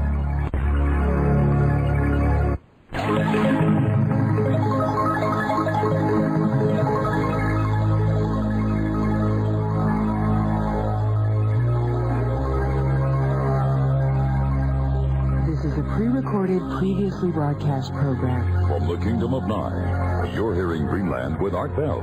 To participate in the program, call toll-free 1-800-618-8255. 1-800-618-8255. First-time callers, area code 702-727-1222. Or the wildcard line at 702-727-1295. This is the CBC Radio Network. Yes, sir. All right. Here's a fax in from Mike in Olympia, Art and guest. I have extensively researched the pole shift theory due to be triggered by the conjunction on May 5th, 2000. Part of my research led me to Velikovsky. I missed an hour of the show, so I don't know if this was brought up or not. What do you think of the 5-5-2000 possibility? Well, actually, you're mentioning that right now is the first I've ever heard of that.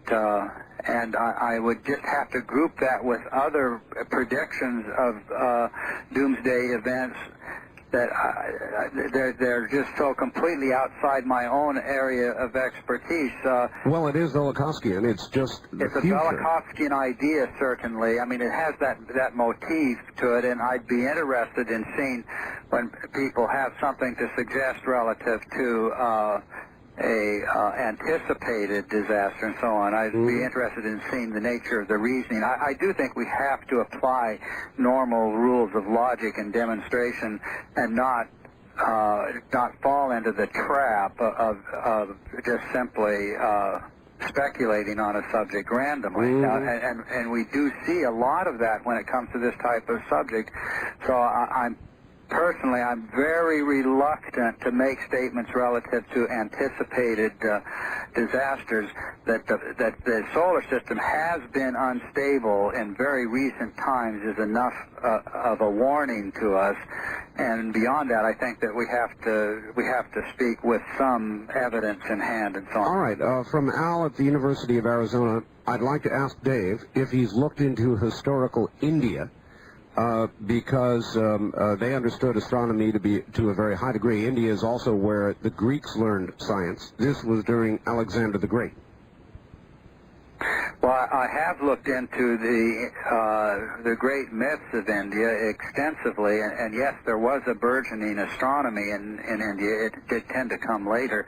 I think most scholars would say that the birthplace of astronomy was in Mesopotamia, and they would say as well that the Greeks picked up a great deal of learning on astronomical matters from the Babylonians and so on. But the ancient mythical traditions of India, I do feel, speak with the same voice about the ancient golden age, the catastrophic conclusion of that age. You see the same figures of the mother goddess and the warrior hero very active in subsequent epochs and so on. And these stories can be reconstructed down to very, very finite details, I believe. All right. On the toll-free line, you're on the air with Dave Talbot. Hi.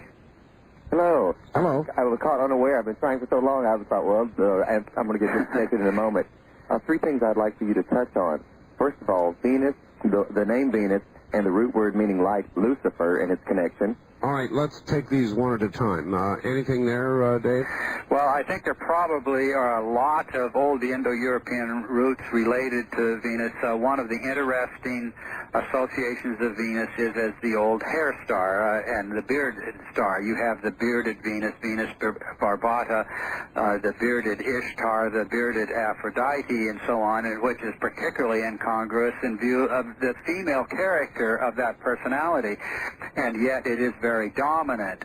The word Venus itself has been connected with an ancient Indo-European root meaning beard or lock of hair. Now, in the ancient lexicon of the comet, the beard and the lock of hair is the foremost hieroglyph for the comet. All right, we've got to keep these short, Dave. Your second question, caller? Also about the idea of the 12th planet and why the Sumerians based their numbers on 12. I don't have anything to add to that. Second thing is perhaps we were in a binary system in which two stars orbited each other, and the asteroid belt came from where they canceled out and the object could no longer hold itself under its own attraction.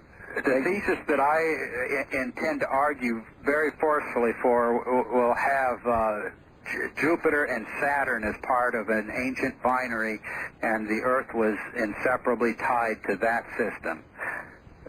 All right. Let's see where to go. Let's go here. Wildcard line, you're on the air with Dave Talbot. Yes, thanks for taking my call tonight. Jamie, Program Director of OK Gold in Northeast Oregon. Yes, sir. We've got, I've got a question, and I'm sorry I missed part of the show tonight, but did you touch on anything that had to do with you do a lot of the mythological studies. Yes. Did you touch on anything that had to do with the pyramids in Egypt?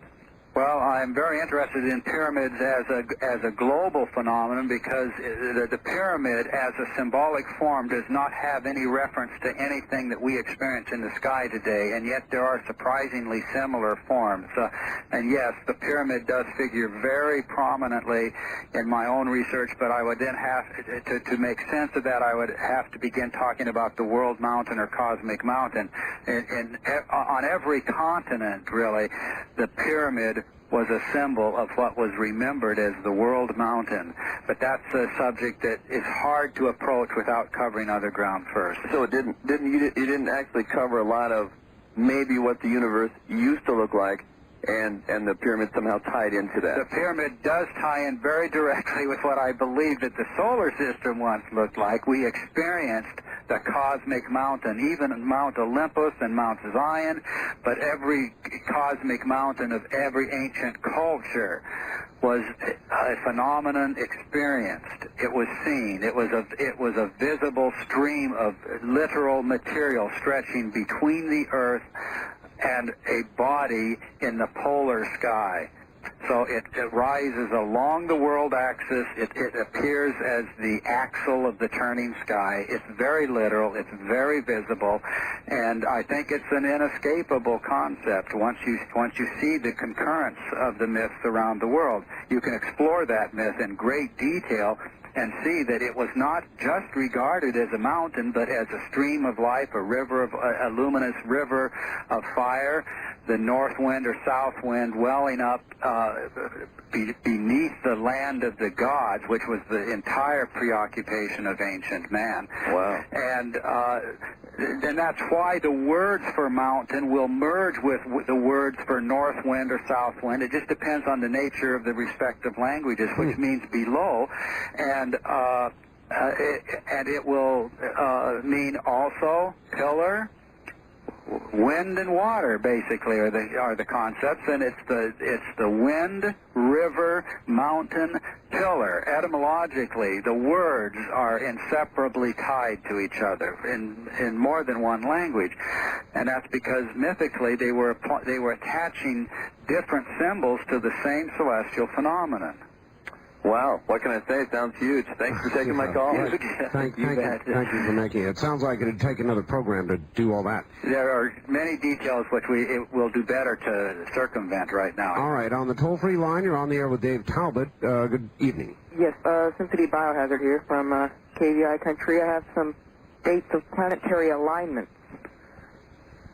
Okay, I think that's the May 5th date, 2000. Is that one of them?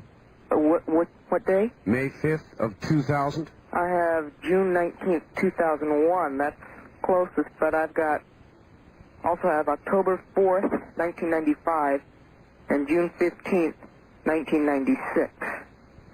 And a question to you, Art. Yes. Have you seen Generations yet? No, not yet.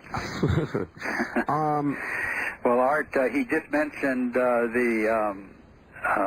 the concept of alignment, and there is an ancient mythical concept that is very crucial here, and it's fundamental to the entire reconstruction that I'm offering, and that is the myth of the Great Conjunction. The myth is that the planet stood in line during the mythical Golden Age. There was an alignment or conjunction of planets of a different sort than we see today. Today it's a very tentative and ephemeral alignment and very remote from us. But the planetary system that I am proposing we experienced so dramatically just a few thousand years ago involved a sustained conjunction of Saturn and Jupiter. The two bodies were moving on synchronous orbits, so we could not even see Jupiter. This is why when that planetary system broke down, Jupiter emerged as the sun god reborn, the sun god regenerated. Jupiter is, in all of the dominant astronomical traditions, the child of Saturn, for reasons that make no sense to us today. And when Kronos is overthrown, it is by Zeus, who is Jupiter. When Saturn gives way to a successor, that successor is Jupiter. But you can pursue that identification throughout the ancient astronomies, and you see essentially the same story of the Golden Age giving way to catastrophe and a new figure then looming subsequently who is identified with Jupiter. There's no reason looking out at the distant stars and so on, or planets, why we would conjure these kind of ideas out of nothing about the planets. There's some concrete experience involved in all of this. All right. We've got to continue. On the toll-free line, on the air with Dave Talbot. Hi. Yes, I'm a religious studies student at the University of Arizona in Tucson. Yes. And I'd like Mr. Talbot to clarify a statement he had made earlier. It was about primitive religions. All right, turn your radio off, please. Oh, sure, hold on.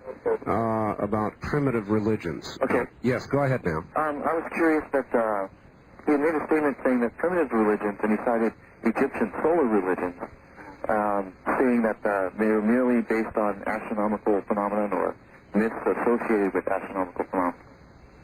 And yet, in my studies, I've been taught that primitive religions really are based on the worship of nature or anthropomorphication. We have to distinguish here between primitive religions in the sense that I was using it and in the sense that you use it. You mean like modern primitive tribes and so on. Sounded that way. I see modern primitive tribes as simply giving us very distant echoes of ancient beliefs. I was using primitive in the sense of the first recorded or the first known religions that can be identified from historical sources. Those religions were incredibly preoccupied with cosmic themes. And I suggested that this ancient sun god figure, who is explicitly identified in the astronomical traditions as the planet Saturn, not the sun, that this figure is at the center of these ancient rituals and rites, that civilization itself seems to have been born out of those rituals, reenacting a former time, the golden age of Saturn. And so then for example, early American Indian culture would only show you brief echoes of this much older myth. That's exactly so, I believe. But the preoccupation with things in the sky was literal, and it was complete. And even the technologies of the early civilizations can be shown to have a very interesting connection with those earlier rituals. I mean, where did the wheel come from, for example? There was a wheel being used in rites and rituals around the world before man ever harnessed the wheel for any practical purpose. That wheel was cosmic in its mythical context. They turned praying wheels and various calendar wheels and other wheels on the walls of temples before they ever used a wheel for a practical purpose. That was their reenactment locally of the turning of the cosmic wheel in the sky. Now, who holds the cosmic wheel in the sky? Well, look at the ancient myths of the planet Saturn in many cultures. You will see him holding the cosmic wheel. That was a visible apparition in the sky. It towered over man. Every ancient city, every ancient temple was a replica of that great wheel, which is why they were originally conceived as wheels. There's incredibly large story to be told on all of this. All right, Dave. On the toll-free line, you're on the air with Dave Talbot. Hi. Hi. Where are you, sir? Radio. Hello? I'm calling from Arizona. I can barely hear you talking to your phone. Can you hear me now? Yeah, that's much better. Okay, I'm calling from Arizona. Yes. I was wanting to ask him what was the significance of the sun then? What did the sun itself serve as? Well, I don't have any doubt that the sun was present, but it wasn't the subject of the myths. What the myths were focused on was an evolving, spectacular configuration in the sky. It was immense. It was extremely close to the Earth. It was catastrophic. The fate of man hung in the balance. The reason why I say the body we call sun was there is that configuration of planets involved a spectacular crescent on Saturn. Now, as the axis of the Earth was turning, that crescent revolved visually around the polar center, and that gave the ancient daily cycle. The relationship of that crescent to the archaic cycle of day and night is very clearly established. That crescent pointed west, so to speak, and was descending as the sky darkened and that configuration grew bright. It was directly below as the configuration was most spectacular and bright. Then as the crescent rose to the right, the sky was surrounding it was brightening, and so the configuration faded. And as the crescent was above, that was the period of diminished light of that spectacular configuration. And I throw this out as a test for anyone. Investigate ancient symbols of the crescent and its relationship to the daily cycle. That symbolism will make no sense in terms of any behavior of our little crescent moon today or anything of that sort. You will see a direct relationship between the positions of that crescent, and it might be just depicted as a pure crescent, or it might be presented as the horns of a bull or the twin peaks of a great cosmic mountain or a ship sailing around the sky. The positions of that crescent form in relationship to the daily cycle are those positions that would be predicted by any theory that puts the planet Saturn at the pole, illuminated by the sun, so that the earthbound observer saw a crescent on that body turning as the Earth's axis turned. All right, very little amount of time here, Dave. On the wild card line, you're on the air with Dave Talbot. Hi. Hi, I'm calling from Eastern Oregon. Yes? And my question was, in your research, did you find anything relating to the Star of Bethlehem? Oh, good question, actually. That really is a good question, but unfortunately, no. So the answer... I just never reached that particular subject, and my suspicion is that most everything that is stated in that regard is speculative, but... All right, on the toll-free line, you're on the air with Dave Talbot. Good evening. Yeah, I need Linda Howell's full address. I have a ton of stuff to give her on the heart. Well, okay, heart stuff. Yes, Can I get that? Yes, we gave that earlier in the program, sir. I didn't get it all. I got P.O. Box 538, Huntington, and I just need the rest. I think it's Huntington, Pennsylvania? Pennsylvania? Yeah, it's in Pennsylvania. Huntington Beach, I believe it is. Let's see. Huntington Valley, Pennsylvania. And the zip code is 19006. Oh, great. I got a ton of stuff for her. Well, okay, there you go. Thank you. All right, thank you. Well, Dave, once again, do you want to quickly give us the information without going through all the speakers on... You bet. International Symposium, Portland, Oregon, at the Holiday Inn, Portland South, the 25th to 27th of this month. Here's the number to call for information, 503-643-5863. Some 20 to 25 speakers from around the world will address the Velikovsky issue. You'll see some very spectacular fireworks at this symposium, and it's going to emerge as a very, a landmark event, let's say.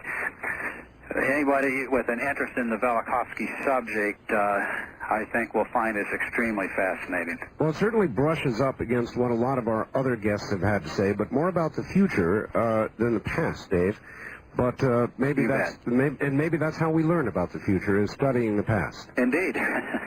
Dave, I want to thank you for being on the program. My pleasure. It's been a pleasure having you, and we'll have you back again sometime. Oh, I hope so. Dave Talbot, thank you very much for appearing with us on Dreamland. Now, I want to remind everybody that next week Dr. Raymond Moody is going to be our guest, and I know he's a big favorite.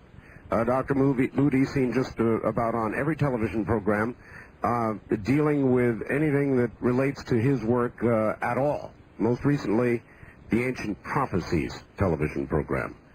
And I guess this is my last opportunity, and I mean my last opportunity, to urge you to call and get our newsletter, After Dark. This is it. The deadline is in about 2 hours. 2 hours from now. After that, your opportunity to get the premier issue is gone. Only Visa and MasterCard orders. Repeat, only Visa and MasterCard orders. Do it now or be sorry. The number is 1-800-917-4278. Again, 1-800-917-4278. For everybody at the network, thank you and good night. This has been Dreamland, a program dedicated to an examination of areas in the human experience not easily nor neatly put in a box. Things seen at the edge of vision, awakening a part of the mind as yet not mapped. Yet things every bit as real as the air we breathe but don't see. Please join us again next week at this time for Dreamland.